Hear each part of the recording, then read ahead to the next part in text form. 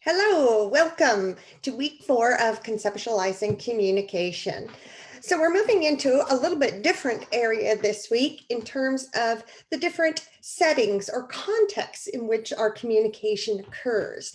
And the first context that we're going to take a look at is relationships, or often also called dyadic communication, one-on-one with significant others in our lives. So let's jump over to module 4 and see what's happening and get started. So here we are in your module 4. I've actually already opened the PowerPoint, but let's talk a little bit about what's going on this week. In module 4, you have, of course, an activity to complete, an exam coming up, and we're going to talk about your theory paper as well. I'm going to go over that today in this lecture. So a lot to get started with. As always, the PowerPoint is here separately. So I've already opened that because, of course, I like you to see it in full screen. So relationships are fascinating for everyone because, especially right now, it's probably something you're generally focused on. Most people focus on their interpersonal relationships. They're a big part of our lives. And I just thought this was endearing. I really enjoyed studying relationships in college and did an extended major just in interpersonal relationships. So one of the first theories that this chapter presents is on a major concept in all relationships. It's what starts relationships, it's what maintains relationships. It is really the core of our interpersonal relationships, and that is self-disclosure. So they talk about the notion of self-disclosure. What is it? It is the verbal and nonverbal, quite frankly, statements that we make about ourselves to other people. It's when we disclose information. Anything we say about ourselves, verbally or non-verbally, to others. And one of the first models, or one of the models that we like to look at for self-disclosure, is called social penetration. And you can see that model here. In most relationships, we start with breath. And you can see even the green layer there is called superficial. When you meet someone for a first time, there's standard things you disclose. I usually have my students do an activity that looks at what would you disclose on a first date with someone. And of course, there's only certain topics you would talk about. You wouldn't go too deep or depth into disclosing information that is very personal or at the core of who you are. So we usually start with some fairly, what we say, superficial. What are your hobbies? I mean, even when you meet someone for the first time, what's your name? What's your major? Tell me a little about your family. We have certain levels that we go through. And these levels are really important because when we violate these levels, we may be building a relationship incorrectly. And what I mean by that is I'll often have college students tell me, oh yes, we stayed up all night talking and I shared and bared my whole soul. And I say, that's not so good. A lot of times we have to get to know someone. It takes a while.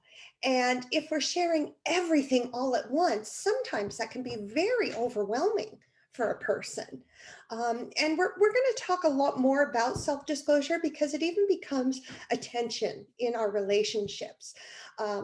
Women self-disclose more right off the bat. All the research shows women self-disclose more information. So when you look to heterosexual relationships, you're usually going to find an imbalance of self-disclosure. And what happens is, as a female, you're always self-disclosing and the male is not. You're like, well, you never tell me anything. Tell me about yourself. And this becomes a tension in the relationship. Women do tend to keep more information public versus private. And we're going to talk about that. So again, you can have different types of relationships. Most of the time, people either have a lot of relationships, but only at the breath level, at the superficial level. Some people maybe only have 1 or 2 relationships or friendships, but it's very much a depth relationship that is very personal and core and the person knows them extremely well towards the level of intimacy. So again, let's talk about what's private and what's public. Well, it depends on who owns the information, which is privacy ownership. I own information about me. Nobody has a right to that information unless I choose to disclose it. What's fascinating is with social media these days, we are disclosing more information about ourselves than ever before. Maybe information that we shouldn't be disclosing. And I think that goes back to what I said right at the beginning, that we now have technologies that allow us to disclose much faster and more in depth. And a lot of times that doesn't grow a relationship in the needed stages. Maybe somewhere they're not presented in this text, you might have heard about NAP's coming together to stages of relationships. If not, it's a very interesting theory. NAP basically said we have certain stages we go through to become intimate and bond with one another. And when we skip whole stages, there can be problems within the relationship. So privacy ownership. I own information about myself. It's not secrets. Secrets is when you know something you should tell someone else, but your own information is your right to be private about. You don't have to disclose it. Privacy control is something you do have to work about in a relationship. And I've seen a lot of relationships struggle with how do we maintain privacy control? So if I tell something to the public that my significant other didn't want me to tell, or I've even been on the side where I wanted to tell friends something that happened and I was all excited. I'm going to tell them this great news. And I found out, oh, yeah, your so and so already told us. And these things can start fights, especially now when you get into social media. Um, I had a good friend who didn't understand why her boyfriend wouldn't post any pictures of her on social media. And that's a red flag right away. A key component of self-disclosure is it should be reciprocal. So if I share something with you and I tell you about my family, then you share back something with me about your family.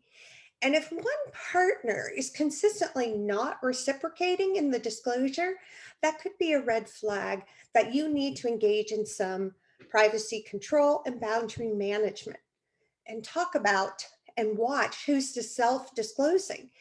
I would say to people, if you're self-disclosing and it's not coming back in return, you should back off on your own level of disclosure. It should be reciprocal. All right, so privacy control is difficult. Basically, the theories in the book say you have to engage in boundary management with your significant other. You have to talk about what's acceptable for social media. You have to sit down and negotiate a plan for what is private and what you wish to share. And I know this sounds crazy, but I think this is what causes problems in relationships because couples literally don't sit down and say, okay, what are you on? Are you on Facebook? Are you on Instagram? Are we sharing? Are we putting our relationship status up there? This actually must be discussed. You have to sit down and negotiate it. And as you read through the theory here in communication privacy management, if you don't engage in this boundary management, if you don't sit down and talk about what you want, you will encounter what the theory says is privacy turbulence, which are problems in the relationship, conflict, because you literally do need to sit down and talk about your information and how you want to self-disclose it. So communication privacy management right away is based off the building block theory of all of our relationships, which is self-disclosure, what we choose to communicate about ourselves to other people. And again, with social media, a very, very important theory, and one I think we're not giving enough thought to today before we expose ourselves publicly to other people, especially if there is no reciprocation in the self-disclosure. Okay, Another critical theory that I'm a big fan of because I'm a very high affection person. And this is one of the reasons I chose your activity for you today, which is the love languages. Many of you have heard of the 5 love languages. If you haven't, I will quickly explain what they are. People say we communicate love or even affection in different ways. Some people would rather have quality time. Some people, they say, would rather have gifts. Some will appreciate acts of service more. I like touch. I am high touch in person. And so certainly most of my affection I show through hugs and touches. And I express a lot of intimate nonverbal affection. Well, affection exchange theory builds on that notion just a little bit more by Corey Floyd, very big researcher in the interpersonal field. So he basically comes out and says affection needs and capacities are innate. What that means is they're biological. We cannot suppress our need for affection. It's a basic human need, which we know. We have 3 basic interpersonal needs: affection, inclusion, and control. So we have to have affection in our lives in some way. Um, Feelings of affection and expressions of affection are related, but are not actually the same thing. And that is why I thought you might find it interesting to take the love languages and see what is it that you particularly enjoy.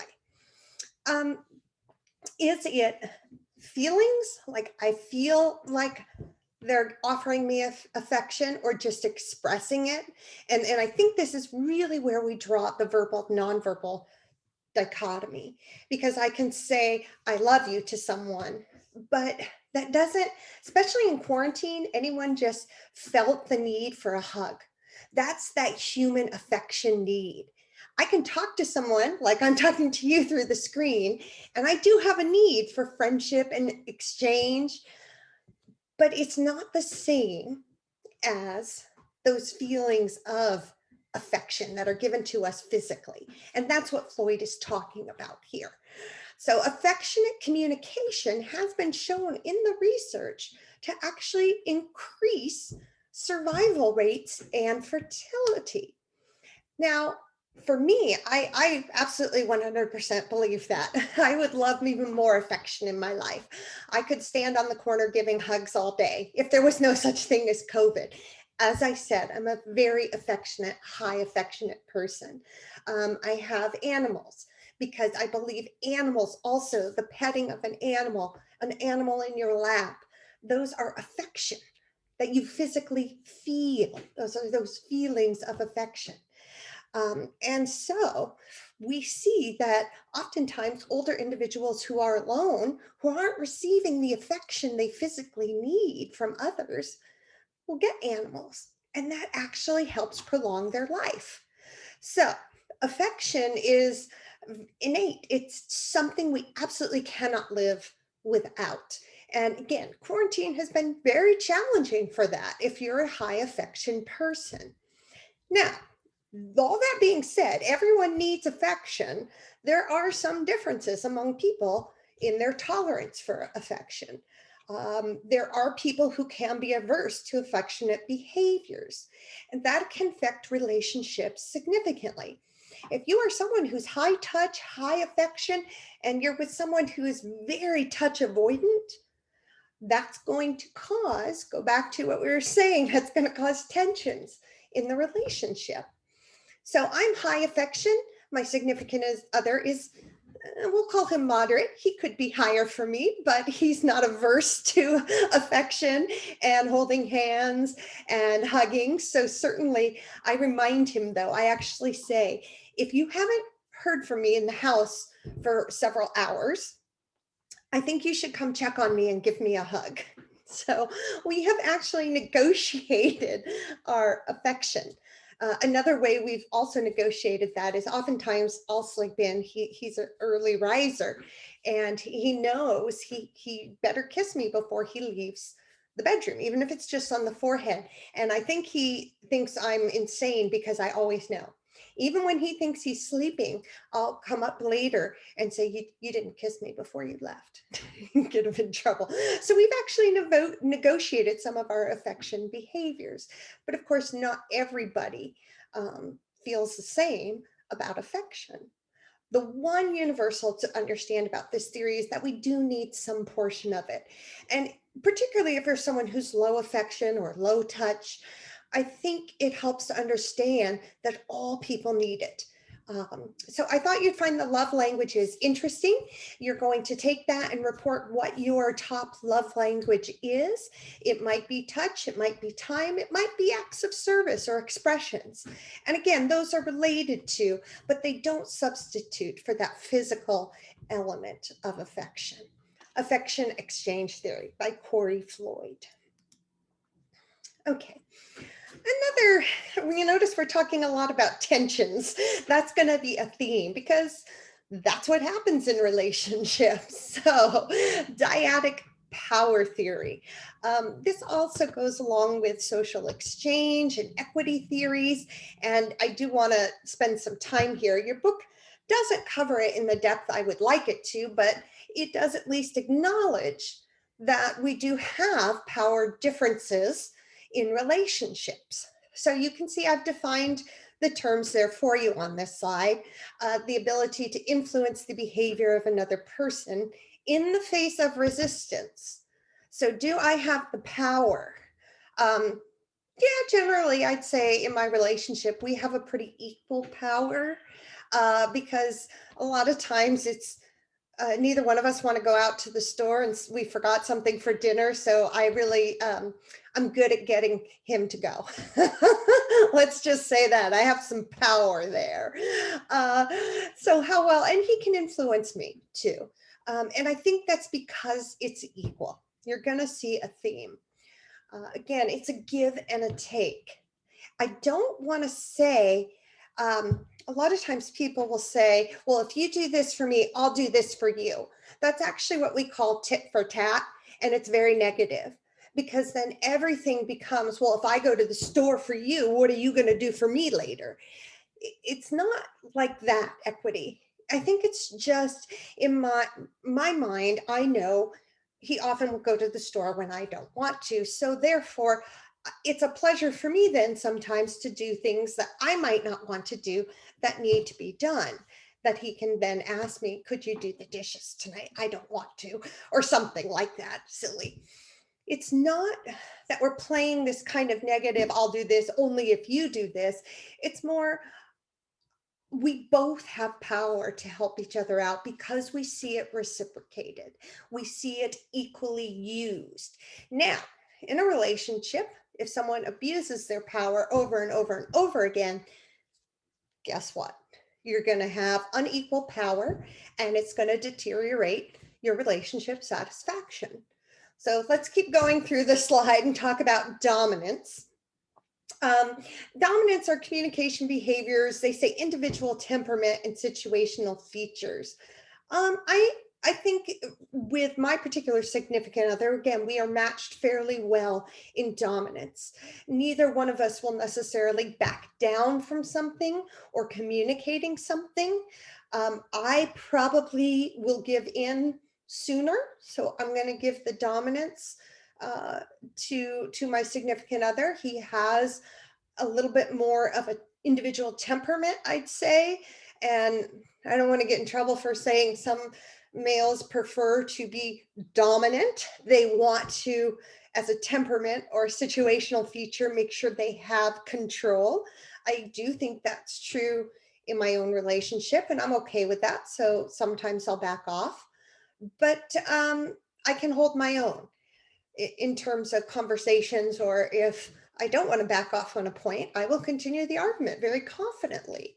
And that dominance feature between significant others and even friends can be critical. If you are someone who has no dominance, you're always giving in, or you just go on with whatever anyone says, that can cause you, I think, as that person to feel resentment later on, because maybe you never get to do what you want to do. And that becomes part of the social exchange. we make decisions based on social exchange as a cost rewards. I'll do it if I get rewarded. If it starts costing me too much, I will not. I would end the relationship. That's the basic analogy. I only stay in a relationship as long as the rewards outweigh the costs. Now, of course, that's the theory. In reality, that doesn't always work. So we will see people and we'll say, I don't understand why this person stays in this relationship or maintains this friendship when it's clearly costing them way more than they're getting out of it. And that's a tough one to explain. There are people who stay in relationships where the dyadic power is so imbalanced. The costs are so much higher than the rewards, and we can't always explain why that happens. Usually it's coming from other issues in the relationship. But basic theory would say if the relationship is costing you more than you're getting out of it, you would terminate that relationship. So obviously, I think it's pretty equal or easy to see how equal versus unequal power in relationships can hinder relationship satisfaction. Each person needs to have a certain amount of power. And I think, again, if you recognize that you both have that power and you both can illustrate that dominance, that's the other part. If you have the ability to influence, but you don't use the communication behaviors that are dominant, then you may also experience relationship dissatisfaction. So another aspect of power theory is also looking at who brings what to the relationship and adding up kind of a formula to see, okay, I bring humor to the relationship. He brings more money. So, where are we? If we were to add all these things up, do we end up at a basically equal place? People who have a much, much more equal balance in their relationships obviously are more satisfied. Dyadic power theory. Okay. This we're going to spend some time on. I believe personally that this is pretty much the everything you have to negotiate in a relationship. Here is where your conflicts will arise. It's one of my absolute favorite theories, and this is also what your relationship paper is on. So this is something you want to pay attention to. I do not particularly like the way your book presents this chapter. So I have put a graphic up here on this slide that you will be using for your paper that is not seen in your textbook. So you will want to use this graphic. So let's talk about relational dialectics.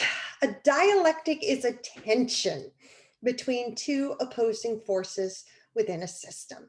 And here is what I see people get wrong when they write their paper. These are tensions, and everyone will write and say, oh no, we don't have this tension. Yeah, you do. Okay. Every single relationship, friendship, dyadic relationship experiences these tensions at some level.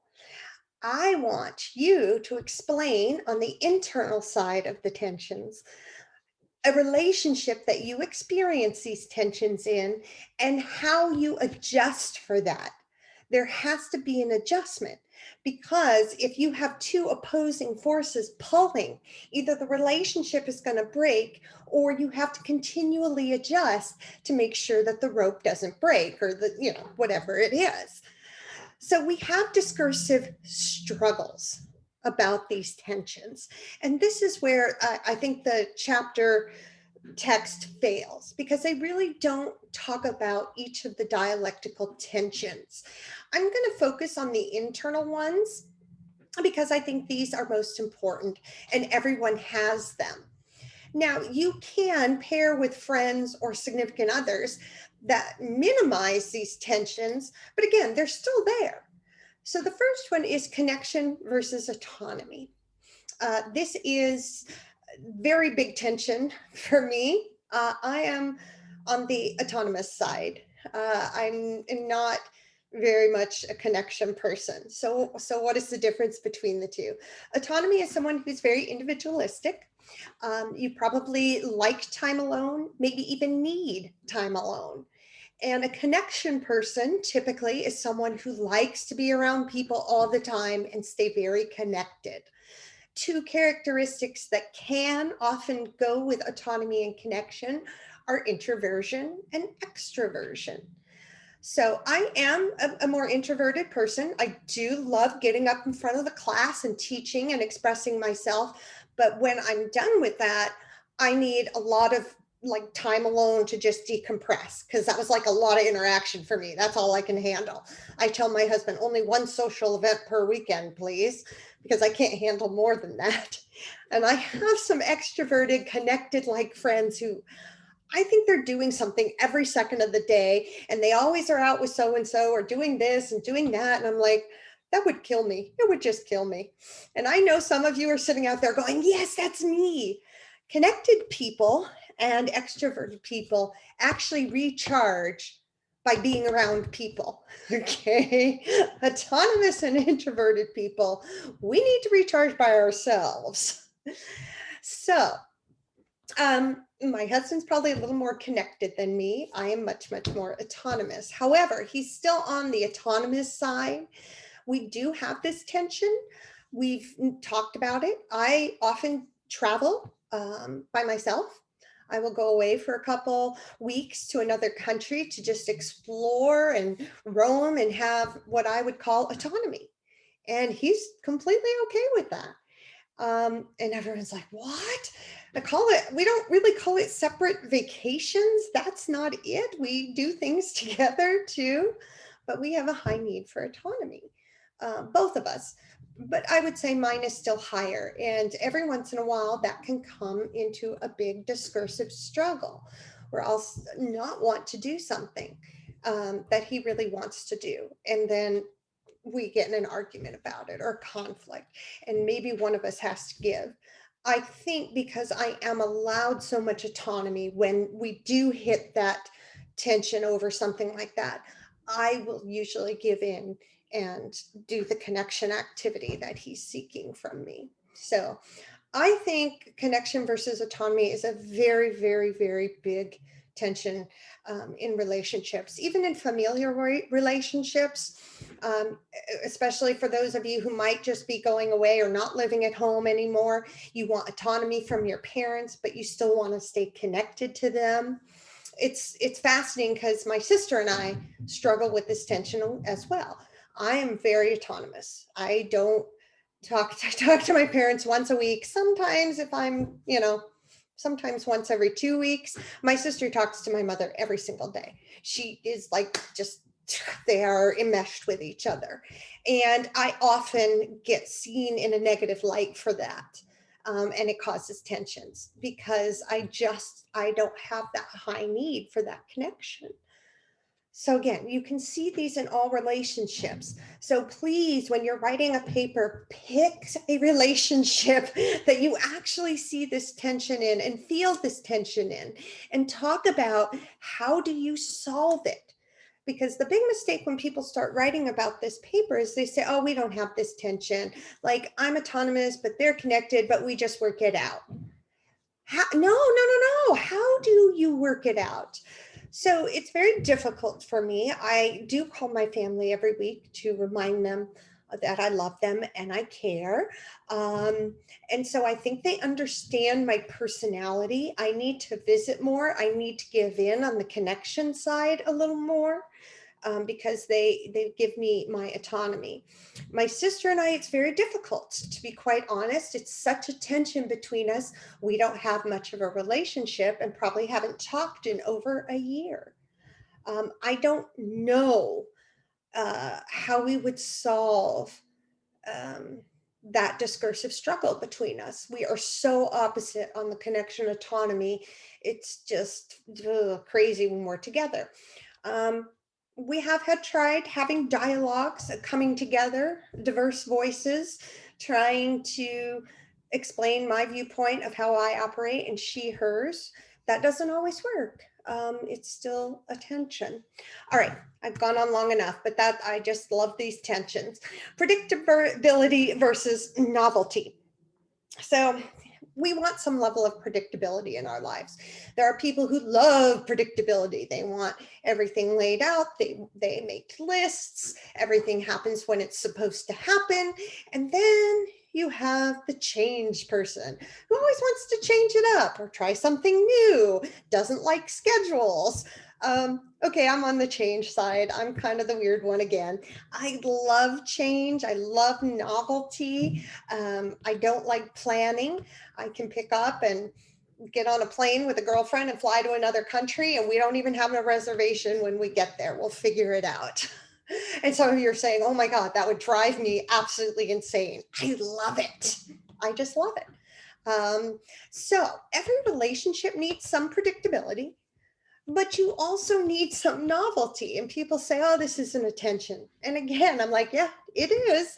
Maybe you're just not discussing it or having a dialogue about it, but it's probably attention.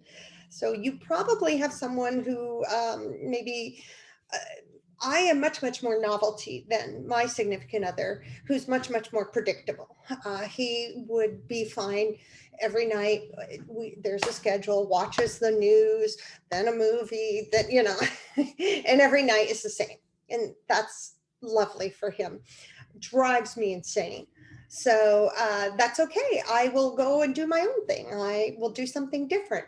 Sometimes I do have to prod for the novelty, but certainly I think that's where he makes the compromise to me, because he knows he's overly predictable. He's a stay at home. He doesn't need adventure, etc. So this is almost something like romance versus, stability, the same old, same old. You have to mix it up a little.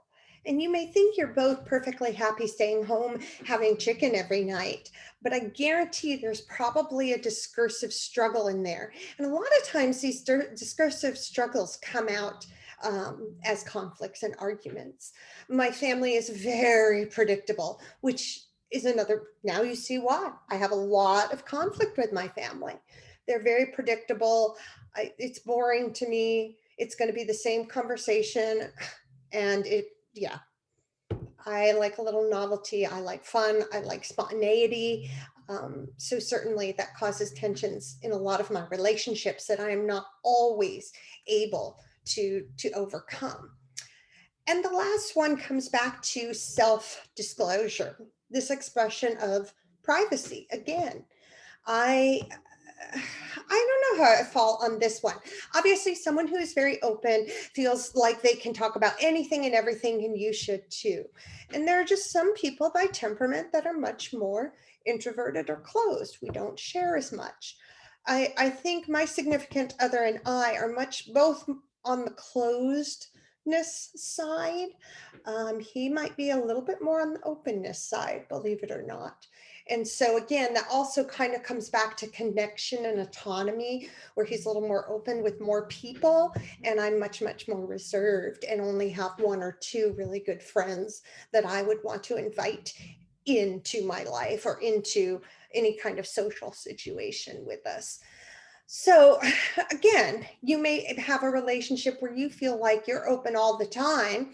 And I talked with a good girlfriend of mine, the guy she was dating, and he wouldn't post any pictures of them together on Instagram. And he said, well, I'm very closed. I'm not very, very public with my self-disclosure. And, they were dating for over a year. And it was like, come on, if you still can't accept this is your girlfriend and you're calling her girlfriend, and yet you won't share anything with her, that's a huge red flag. And there needs to be a dialogue about why that is happening. And in this particular case, it ended that relationship. And I think that's one of the things we overlook, that the tension can become so great that the way to relieve the tension is to end the relationship or not engage in the relationship. That's something I have chosen most likely with my sister. I just don't engage in the relationship because we are so different and the tension is too great. So every time we begin to talk about it, I guarantee you it'll end in a discursive struggle, a conflict, and a negative outcome. We don't seem to be able to have a dialogue or understanding about why we're different and how to adapt. We haven't gotten to that point. So not all relationships are perfect and have answers. So this paper for you is to explain these three tensions and to choose, and you may choose a different relationship for each tension if you don't experience all three in one relationship. Either way is acceptable. But what I want you to do, again, is say, here's this tension. And it could even be a relationship that doesn't exist anymore. Maybe the way you ultimately had to solve the tension was to end the relationship. But I need you to actually have the tension in the relationship and tell me how you deal with that tension. So, all right, read more on the paper and we will, I'm sure, be talking about it as well. The external here, it pretty much mirrors it, but it kind of looks at more of how you are externally. Inclusion, seclusion. I hated where my office was in the comm building because it was it was right in the middle main hallway and everybody came by my office. I got moved way out to the tower all by myself. Yes. So, again, you see how you interact in an external as well as internal atmosphere. So relational dialectics. All right, the last theory that we are going to take a look at in relationships is identity management. And I think this is a very interesting theory because you do try to manage your own identity. And we call our face our desired identity, how we want people to see us. We do face work, the work we do to establish our own face and that of our relational partner. We want to present ourselves in certain ways. You've probably heard of the term saving face. That's where this comes from. You want to portray, and what's interesting is oh gosh, I'm going to forget. So you guys can all laugh at me. It's cool. You have two Instagrams. I forget when this came out. You have your real Insta, and then it's basically your fake Insta. I forget there's a word for it. And that way it's the one like you want to show to the public, but then you have this other one that you show to your really good friends, which is who you really are. This is face, guys. And you are experts probably at managing face more than me because of social media. And we see face, some people are managing 2 or 3 different desired identities in social media. And we do work to establish that identity. I had a friend who, again, Instagram, she had a great face, if you will. I knew her personally, and her Instagram was someone I didn't know in a way, but we wanted to see who that person was. So the theory explains that there are 3 phases or 3 ways we go through identity management, and certainly trial. Who do we want to be? How do we want to manage our identity? And we can actually even change that. It's kind of what your book describes as experimentation. It's a trial. I have a certain identity that I have worked out as a professor. I care very much about my students, but I'm not real gushy emotionally. I actually would probably be the more jokey one. I want to come across as more authentic and jokey. So I work at that. That is the face I want to present. But it took me some time to figure out how do I want to present myself, because a good professor friend of mine, she is got to be the most caring, empathetic person, which I'm caring and empathetic as well, but I just don't cry with all my students. I love you, but I'm not going to sit down and cry with you. So, and I would, get kind of think, wow, this is so great that she's able to show how much she cares. I need to do that more. And I tried, and it's not for me. Being much, much more authentic and real and telling it like it is and then making a bad joke is much more me. So through trial and error, I found that out.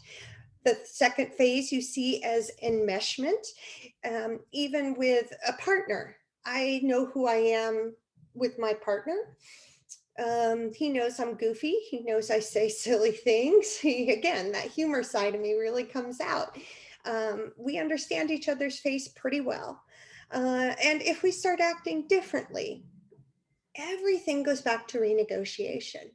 And I don't think people understand um, the just the element of sitting down and renegotiating and talking about this.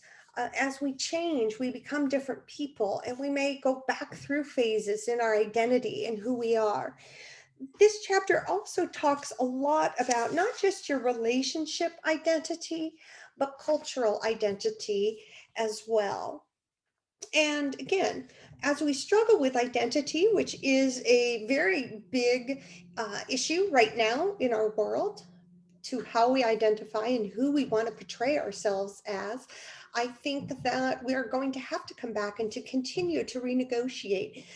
I do believe as you get older, you find establishing your face and face work much easier. When I was younger, I probably didn't know which face I was or who I wanted to be yet. But I think as you get older, you do. That's the basis of identity management. You can take a look at that. And I believe that's our last slide on this lecture. So here we are, week 4. A little bit about relationships. You have your love languages here. Just go over that real quickly. There's the survey. You need to take it and also upload the questionnaire with what your rankings were on your love languages so that that can be seen. Then in week 4, I want you to check out the paper.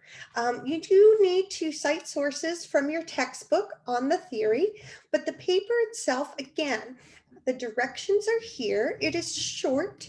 It is not meant to be a long paper. I say 2-page double-spaced paper.